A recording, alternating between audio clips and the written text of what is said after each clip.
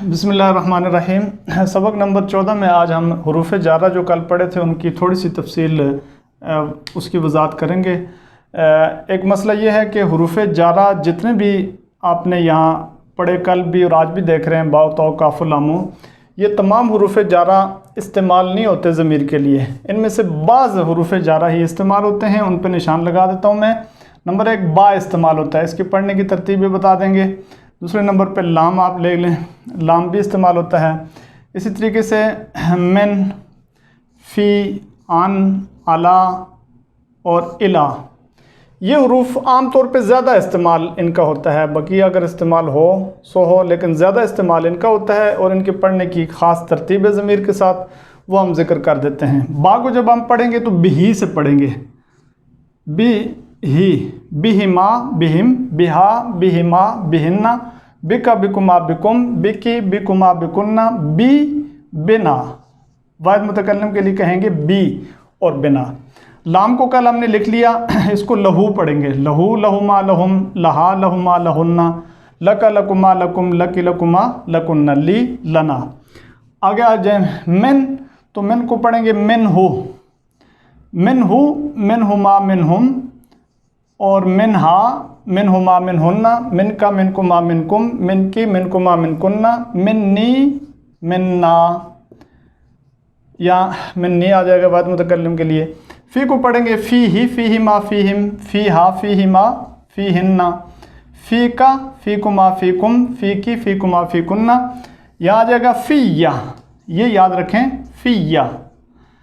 और फ़ीना, अन मिन की तरह ही है, अनहु, अनहुमा, अनहुम, अनहा, अनहुमा, अनहुन्ना, अनका, अनकुमा, अनकुम, अनकी, अनकुमा, अनकुन्ना, अन्नी, अन्ना, ये अन्नी हो जाएगा और अन्ना। ऐसे ही अला, अला को पढ़ेंगे अलैहि, अलैहिमा, अलैहिम, अलैहा, अलैहिमा, अलैहिन्ना, अलैका, अलैकुमा, अलैकुम, अलैकी, अलैकुमा, अलैकुन्ना, अलैया, अलैना, ये आ जाएगा अलैया और अलैना। इला को भी अला की तरह पढ़ेंगे, इलैहि, इलैहिमा, इलैहिम, इलैहा, इलैहिमा, इलैहिन्ना, इलैका, इलैकुमा, इलैकुम, इलैकी, इलैकुमा, इलैकुन्ना, और इसके आगे आप पढ़ेंगे इलैया, इलैना।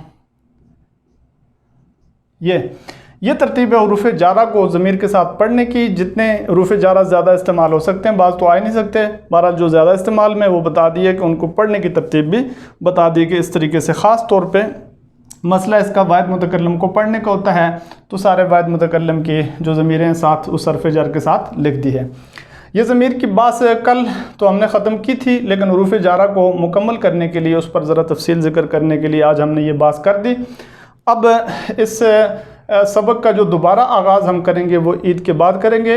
अब हम अपने अमले के साथ और उसके शुक्रिया के साथ ईद की छुट्टियां हम करेंगे, और ईद की छुट्टियों में अगर कोई वीडियो हुई भी तो वो सबक के नंबर बग़ैर होगी और वाइट बोर्ड के बग़ैर होगी।